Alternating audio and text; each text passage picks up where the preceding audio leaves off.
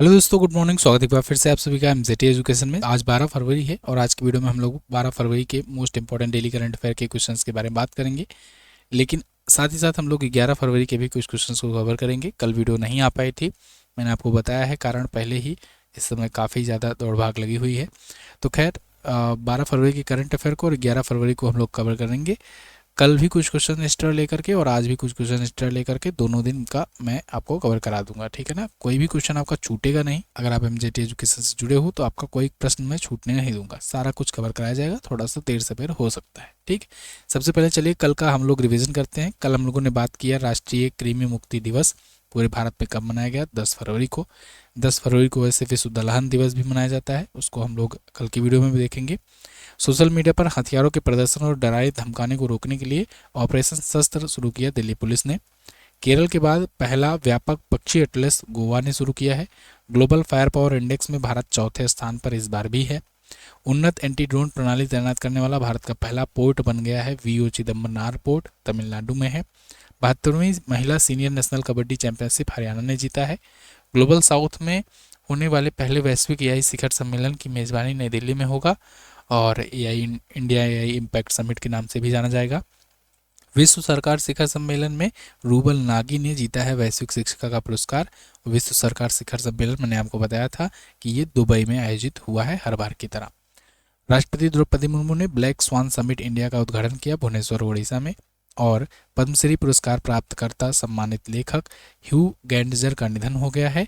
ये कमांडर पद पर रिटायर हुए नौसेना से भी, और साथ ही साथ ये एक प्रकार के यात्रा वृत्तांत लेखक भी थे। तो टॉप 10 करंट अफेयर के क्वेश्चन थे लास्ट डे की वीडियो से, आपने किया रिवीजन। अब हम लोग आज की करंट अफेयर को देखेंगे। सबसे पहले आपको बता दें, एमजेटी ऐप पर बहुत सारे ई बुक, बहुत सारे वीडियो कोर्सेज भी हैं, आप इनको जाकर के एक्सेस कर सकते हो, बहुत ही नॉमिनल कॉस्ट पर है। टेलीग्राम पर आपको पीडीएफ दे दी जाती है, वहाँ से आप डाउनलोड कर सकते हो। पहला क्वेश्चन, अंतर्राष्ट्रीय महिला एवं बालिका विज्ञान दिवस हर साल कब मनाया जाता है? बहुत ही इंपॉर्टेंट दिवस है। जब से इसकी शुरुआत हुई है तब से कम मेरी जान पहचान में, मेरी जान में कम से कम 10 एग्जाम में पूछा जा चुका है। मतलब ऐसे एग्जाम जिनके बारे में मुझे नॉलेज मिली, मतलब जिनके क्वेश्चन आए तो लोगों ने मुझे बताए, और ऐसे ना जाने कितने एग्जाम्स होंगे जिसमें ये क्वेश्चन पूछ लिया गया होगा। इसलिए वेरी वेरी मोस्ट इंपॉर्टेंट दिवस है, इसको आप याद ही रखेंगे। 11 फरवरी को मनाया जाता है विज्ञान में महिलाओं के लिए अंतर्राष्ट्रीय महिला एवं बालिका का दिवस, ठीक है ना। या इसे आप अंतर्राष्ट्रीय महिला एवं बालिका का विज्ञान दिवस भी कह सकते हो, ठीक है। तो 11 फरवरी को मनाया जाता है। इसका उद्देश्य है कि विज्ञान के क्षेत्र में, या खास करके कहें STEM, ठीक है ना, तो इसके क्षेत्र में साइंस टेक्नोलॉजी और इसके अलावा इंजीनियरिंग और मैथमेटिक्स, इनके क्षेत्र में महिलाओं को भी बढ़ावा देना। UNGA ने 2015 में इसकी घोषणा की थी, 2016 में पहली बार मनाया गया। यूनेस्को और UN विमेन मिल करके इसे मनाता है। STEM में स्नातकों में महिलाओं की हिस्सेदारी 43% बताई जाती है भारत में, ठीक है। हालांकि उसमें भी आगे फिर कितनी लोग जाती हैं STEM में, आप जानते ही हो खुद ही। तो इसलिए विज्ञान में महिलाओं का योगदान बढ़ाना ये भारत सरकार की भी जिम्मेदारी है और समाज की भी जिम्मेदारी है। इस बार की थीम है from vision to impact, redefining STEM by closing the gender gap. Okay, STEM के लिए प्रेरित करने के लिए विज्ञान ज्योति योजना भी भारत सरकार चलाई हुई है। अगला, नेटवर्क रेडीनेस इंडेक्स आया है, इसमें भारत ने कौन सा स्थान हासिल किया? तो देखो, नेटवर्क रेडीनेस इंडेक्स ने इस बार चौंकाया है। भारत ने बहुत अच्छा पोजीशन हासिल करते हुए 45वां स्थान प्राप्त किया। ये पिछली बार से काफ़ी अच्छा है। इससे पहले भारत जो है 49वें पर था और 4 स्थान का इस बार छलांग लगाया है और 45वां स्थान प्राप्त किया है, ठीक है। तो ये 4 स्तंभों पर रिपोर्ट जारी की जाती है, टेक्नोलॉजी, पीपल, गवर्नेंस और इम्पैक्ट। इन पर ये इंडेक्स जारी होता है। भारत 45वें पर है नेटवर्क रेडीनेस इंडेक्स में। टॉप पर USA है, दूसरे पर फिनलैंड है, तीसरे पर है सिंगापुर, ठीक है। एक और जरूरी बात, लास्ट 6 मंथ की ई बुक जिन लोगों ने नहीं लिया उसको लीजिए, और लास्ट ईयर की जिन लोगों ने नहीं लिया उसको लीजिए, क्योंकि आपका जो एग्ज़ाम लगा है ना, उसमें 1-2 महीने से क्वेश्चन नहीं पूछे जाते हैं, या तो कम से कम 6 महीने से, या तो कम से कम साल भर से आपसे क्वेश्चन पूछे जाते हैं। वहीं रेलवे वगैरह के एग्जाम रहते हैं तो 1.5 साल पुराने क्वेश्चन भी पूछ लेता है। तो कुल मिलाकर के सारा कंटेंट सब कुछ आपके लिए अवेलेबल कराया गया एमजेटी एजुकेशन के द्वारा।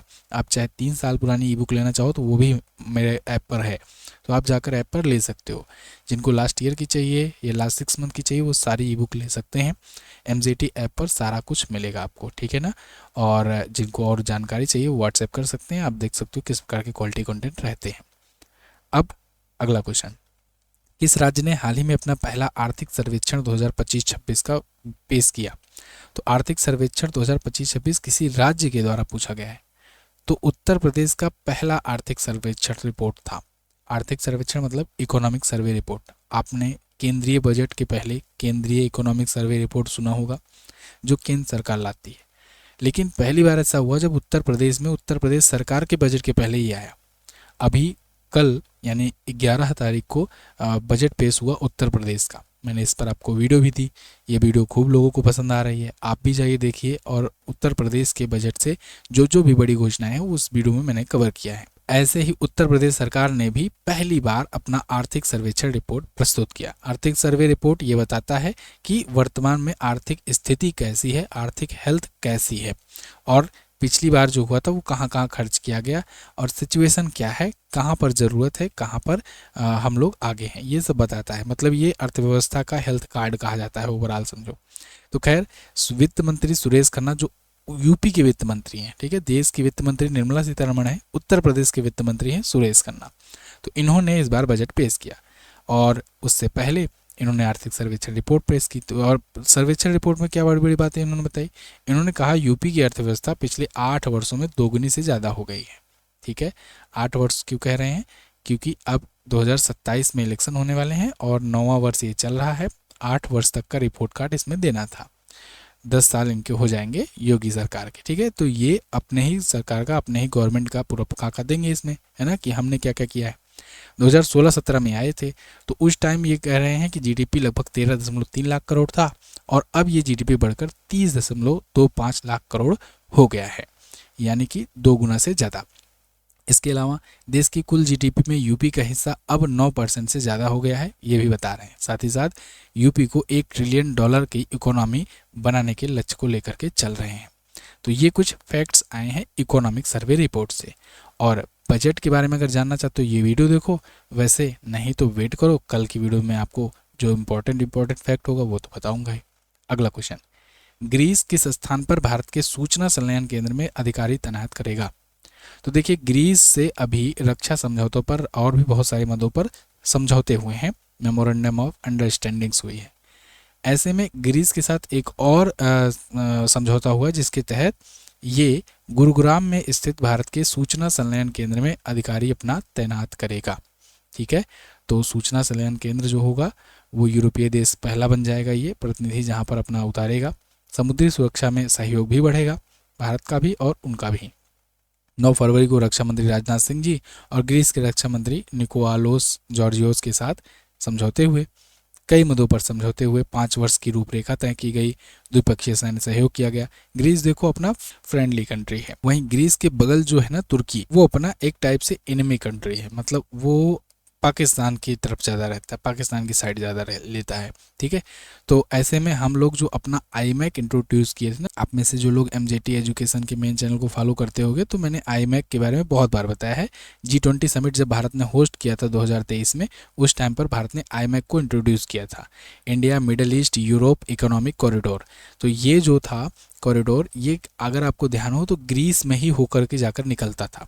ठीक है ना, तो अगर ग्रीस में जाकर के होकर निकलता था तो मतलब है कि हम लोगों ने ग्रीस से अच्छा रिलेशन बना रखा है, तभी तो हम लोग निकाल रहे हैं। ये देखो, ये आईमैक जो था ना, ये गुजरात के कांडला पोर्ट और मुंबई पोर्ट से ऐसे निकल करके ये जाता यूएई में, यूएई से सऊदी अरेबिया जाता, अरेबिया से यहाँ से जॉर्डन होते हुए फिर यहाँ हाइफा पोर्ट जो है ना, इसराइल का हाइफा पोर्ट अडानी ने ले रखा है, वहाँ से होकर के डायरेक्ट ये निकलता ग्रीस में। ठीक है, इसको कनेक्ट करता। तो ये है iMac, India middle east Europe economic corridor. ठीक है, तो आईमैक ये डील लेकिन अभी ठंडे बस्तर में पड़ गई क्योंकि यहाँ मिडिल ईस्ट में टेंशंस शुरू हो गई थी। अभी हम लोग को अगर यूरोप पहुंचना होता है तो कैसे जाते हैं, अभी हम लोग यहाँ तुर्की का सहारा लेना पड़ता है, यहाँ पे इस्तांबुल से होते हुए ऐसे निकलना पड़ता है। तो ऐसे में तुर्की जो है काफ़ी चार्ज वसूलता है इसका, और हम लोग अब इस आईमैक के जरिए तुर्की को बाईपास कर रहे हैं, इसलिए तुर्की को तकलीफ भी हो रही है ना। खैर, ग्रीस से हम लोग कनेक्टिविटी इसके तहत बढ़ाएंगे।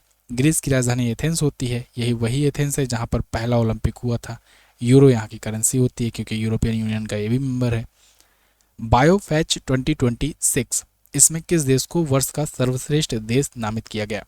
तो बायोफैच 2026 इसमें भारत को इस बार का country of the year nominate किया गया है। बायोफैच ये होता है जर्मनी में, तो जर्मनी में आयोजित हुआ नूनबर्ग में, और 10 से 13 फरवरी तक चल रहा है। इस बार इसे भारत को चुना गया है वर्ष का सर्वश्रेष्ठ देश, इस साल का सबसे बेस्ट। ये 14 वर्षों के बाद ऐसा मौका मिला है। तो भारत का नेतृत्व एपीडा कर रहा था। एपीडा मतलब agriculture and processed food product export development authority, Bharat की एक संस्था है, ठीक है। तो ये भारत को रिप्रेजेंट करने गई थी। दुनिया का सबसे बड़ा ये ऑर्गेनिक उत्पादों का अंतर्राष्ट्रीय मेला होता है। इस बार भारत को इस वर्ष का बेस्ट कंट्री चुना गया है, ये बहुत बड़ी बात है। भारत ने अपने 5 जीआई टैग्ड चावल की किस्मों को भी यहाँ पर दिखाया। ये आपसे क्वेश्चन पूछा जाएगा कि भारत ने यहाँ पर अपनी कौन कौन सी जीआई टैग प्राप्त चावल की किस्मों को दिखाया था, तो आप बताना। चाखाओ काला चावल, इसके अलावा गोविंद भोग, इंद्रियाणी, सुगंधित बिरयानी, ये सब दिखाया गया। अगला, इसरो ने चंद्रयान 4 मिशन के लिए चंद्रमा के किस क्षेत्र को लैंडिंग स्थल के रूप में चुना है? तो चंद्रयान 4 मिशन के लिए चंद्रमा के एक क्षेत्र है मांस माउंट क्षेत्र।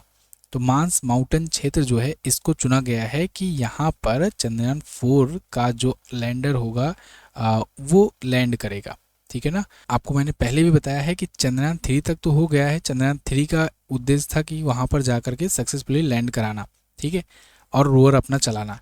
इस बार चंद्रयान 4 जो मिशन होगा इसका मकसद होगा कि वहाँ पर लैंडर उतारना, रोवर चलाना और सैंपल्स कलेक्ट करके लैंडर को वापस लेकर आना।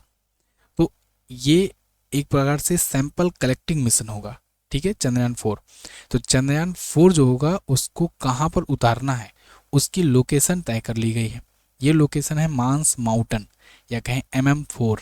MM4 अब आने वाले दिनों में बहुत चर्चा में रहेगा, जब तक ये लॉन्च नहीं हो जाता और जब तक ये पहुंच नहीं जाता, और पहुंचने के बाद भी रहेगा कुछ सालों तक चर्चे में। तो MM4 लोकेशन याद रखना, क्योंकि ये लोकेशन ही अब बहुत इंपॉर्टेंट रखेगी इसरो के लिए। अब इस लोकेशन में क्या स्थिति है, ये दक्षिणी हिस्से पर है चंद्रमा के। एक बार फिर से हम लोग दक्षिणी हिस्से पर जाएंगे। चंद्रयान 3 के तहत हम लोग दक्षिणी हिस्से पर पहुंचने वाले दुनिया के पहले देश थे। तो 2028 में जब हम लोग लॉन्च करेंगे इसे, तो फिर एक बार दक्षिणी हिस्से में जाएंगे, उसे MM4 क्षेत्र पर जाएंगे। इसकी ऊंचाई 5334 मीटर है, औसत ऊंचाई, ठीक है। ढलान लगभग 5 डिग्री है। तो काफ़ी ये क्रिटिकल एरिया है, लेकिन साइंटिफिकली बहुत इंपॉर्टेंस रखता है, क्योंकि वहाँ का अगर सैंपल कलेक्ट करेंगे तो बहुत ज़्यादा जानकारियाँ मिलेंगी इसरो के साइंटिस्ट को, इसलिए वो लोकेशन चुना गया है, ठीक है ना। तो ये पहला सैंपल कलेक्टिंग और मिशन होगा कि वहाँ सैंपल लेकर वापस भी आना है। फिर चंद्रयान 5 जब हम लोग लॉन्च करेंगे तो वहाँ पर मनुष्यों को पहुँचाने की कोशिश करेंगे। गिनीज वर्ल्ड रिकॉर्ड के अनुसार दुनिया का सबसे लंबा जंगली सर्प किसे घोषित किया गया? दुनिया का लॉन्गेस्ट स्नैक, तो ये बन गया है रेटिकुलेटेड अजगर। रेटिकुलेटेड अजगर ये पाया जाता है इंडोनेशिया में। तो इंडोनेशिया में इस अजगर को Guinness book of world record ने अपने लिस्ट में शामिल किया है। इसकी लंबाई 7.22 मीटर मापी गई है नॉर्मली। अगर ये पूरी तरीके से इस पर एनेस्थीसिया दिया जाए और पूरी तरीके से ढीला किया जाए तो ये 7.9 मीटर तक फैल सकता है। मतलब आप समझ रहे हो, 26 फीट इसकी लंबाई है टोटल। तो ये दुनिया के सबसे लंबे सांप का, जंगली सांप का होने का वर्ल्ड रिकॉर्ड दर्ज कर चुका है। इंडोनेशिया में सुलावेसी द्वीप के मारोस क्षेत्र में ये पाया जाता है। ओके, द बैरोनस भी इसे कहते हैं। अगला, अमेरिका के बाहर लीड प्रमाणित स्थानों के मामले में भारत को कौन सा स्थान मिला है? तो अमेरिका के बाहर लीड सर्टिफाइड स्थानों के मामले में भारत को दूसरा स्थान मिला है, पहला स्थान मिला है चाइना को। ध्यान रहे, अमेरिका के बाहर की बात हो रही है, यानी अमेरिका के अलावा। तो यहाँ पर इंडिया दूसरे पर है, फर्स्ट पर चाइना आ गया है। लीड क्या है? लीड मतलब leadership in energy and environment design. ठीक है। तो leadership in energy and environment design क्या होता है कि कितना आपका जो बिल्डिंग्स वगैरह है इन्वायरमेंट के लिए और एनर्जी इफिशिएंसी के लिए कितना अनुकूल है। ठीक है। तो पहला स्थान चीन का है, लगभग 26 मिलियन स्क्वायर मीटर है ग्रॉस। इसके अलावा भारत का लगभग 16 मिलियन स्क्वायर वर्ग मीटर के साथ दूसरा स्थान है। तो 2025 के दौरान 611 परियोजनाएं थी भारत की, जिसको लीड सर्टिफाइड किया गया था। इसके लिए भारत यहाँ दूसरे स्थान पर आया हुआ है। ठीक है। भारत के बाद तुर्की, कनाडा, ब्राज़ील जैसे देश हैं। पीएम मोदी ने सेशल्स के लिए कितने मिलियन डॉलर के विकास पैकेज की घोषणा की है? तो भारत ने 175 मिलियन डॉलर का विकास पैकेज या डेवलपमेंट पैकेज अनाउंस किया है सेशल्स के लिए। सेशल्स आप जानते हो एक देश है। अब सेशल्स जो देश है ना, ये भारत का पड़ोसी है। यहाँ पर भारत अक्सर मदद किया करता है। बहुत ही छोटा सा देश है, अगर आप देखोगे भारत के रिस्पेक्ट में तो यहाँ पर पड़ेगा एक बूंदी सा भी एक देश है, मालदीव के भी और नीचे है ना। मालदीव भी बहुत छोटा सा देश है। तो हम लोग क्या करते हैं कि अपने पड़ोसी प्रथम नीति के तहत अपने पड़ोसियों को मदद करते हैं। हर बार के बजट में मदद की जाती है। श्रीलंका को भी दिया जाता है, बांग्लादेश को भी दिया जाता है, मालदीव को भी दिया जाता है, सेशल्स को दिया जाता है। ठीक है, पाकिस्तान को छोड़ करके। ठीक है। तो इन देशों को मदद किया जाता है जिससे कहीं ना कहीं ये भारत के प्रति सॉफ्ट रहें और भारत के विरोधी किसी देश के प्रति ना अट्रैक्ट हों ज़्यादा। खैर, केरल की पहली दृष्टिबाधित सिविल न्यायाधीश के रूप में किसे नियुक्त किया गया? तो केरल की पहली दृष्टिबाधित सिविल न्यायाधीश बन गई थान्या सी नाथन। थान्या सी नाथन ये दृष्टिबाधित हैं। इन्होंने केरल न्यायिक सेवा परीक्षा में 26वीं रैंक हासिल की है। ये पढ़ाई के लिए जॉज नाम का एक स्क्रीन रिकॉर्डर सॉफ्टवेयर होता है, इसका इस्तेमाल कर रही थी और इसके बाद इन्होंने 26वीं रैंक हासिल की। तो कोट्टायम की ये न्यायाधीश बन गई हैं और सिविल जज बनी हुई हैं और ये पहली दृष्टिबाधित जज हैं। ठीक है। देश की पहली नेत्रहीन जज ब्रह्मानंद शर्मा थे, 2013 में राजस्थान में बने थे। अगला, एशियाई चैंपियनशिप से 25 मीटर पिस्टल व्यक्तिगत प्रतिस्पर्धा में मनु भाकर ने कौन सा पदक जीता? एशियाई चैंपियनशिप चल रही है, इसमें 25 मीटर पिस्टल में व्यक्तिगत में मतलब इंडिविजुअल स्पर्धा में मनु भाकर ने जीत लिया है सिल्वर मेडल। ये वही मनु भाकर हैं जिन्होंने ओलंपिक में इस बार एक ही ओलंपिक में 2 मेडल जीते थे। 2, हालांकि वो दोनों ही ब्रॉन्ज थे, एक डबल्स में एक सिंगल्स में। तो इन्होंने अभी सिंगल्स में सिल्वर मेडल जीता है एशियाई चैंपियनशिप में। ठीक है। तो ये नेगुन थ्यू त्यांग के साथ लड़ी थी, फाइनल में हार गई, उन्होंने गोल्ड जीता, ये जीती सिल्वर। इसके अलावा ईसा सिंह ने कांस्य पदक जीता है। ठीक है। टीम इवेंट में मनु, ईसा और रिदम ने गोल्ड जीता। हाल ही में वॉलमार्ट के नए सीईओ कौन बने? तो देखिए, वॉलमार्ट के नए सीईओ बन गए हैं अभी जॉन फर्नर। जॉन फर्नर ये अभी 1 फरवरी से ही अपना पद ग्रहण कर रहे हैं। ये डग मैकमिलन की जगह पर आएंगे जो अभी रिटायर हो गए हैं। ठीक है ना।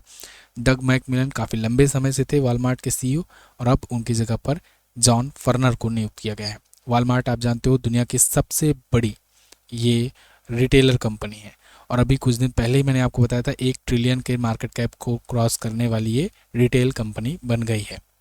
तो वॉलमार्ट के ही अंतर्गत मैंने आपको बताया था कि फ्लिपकार्ट भी है। इसके अलावा इसी के अंतर्गत फ़ोनपे भी आता है। ये दोनों की पेरेंट कंपनी है ना। वॉलमार्ट वैसे यूएसए की कंपनी है और अब इसके सीईओ होंगे जॉन फर्नर। ओके। तो ये टॉप 12 क्वेश्चंस थे आज और कल के दिन से। आई होप आपको वीडियो पसंद आई होगी। आपका, जैसे कि मैंने आपको बताया कि कोई भी क्वेश्चन छूटेगा नहीं, ये मेरी गारंटी है। आपको बस बन करके रहना है, डट करके रहना है। थोड़ा सा 1 महीने थोड़ा उठा पटक लगी रहेगी, लेकिन उसके बाद आपको प्रॉपर तरीके से सारा कुछ मिलेगा। ठीक है। कल मैंने पूछा था आपसे अग्नि 3 किस श्रेणी की मिसाइल है? तो इंटरमीडिएट रेंज की बैलिस्टिक मिसाइल है। वॉलमार्ट के सीईओ कौन है? डग मैकमिलन तब थे, अब बन गए हैं टर्नर। ठीक है ना। जॉन फर्नर अब नए बन गए हैं, इसको याद रखना। ठीक है। आज आपको क्या बताना है? ग्लोबल फायर पावर इंडेक्स की शुरुआत कब हुई थी? साथ ही साथ राष्ट्रीय कृमि मुक्ति दिवस पर बच्चों को कौन सी दवा खिलाई जाती है? बहुत इंपॉर्टेंट है। मैंने दोनों क्वेश्चन के बारे में लास्ट डे बताया था, तो आप कमेंट करके आंसर बताइए। Thank you so much. जय हिंद, वंदे मातरम।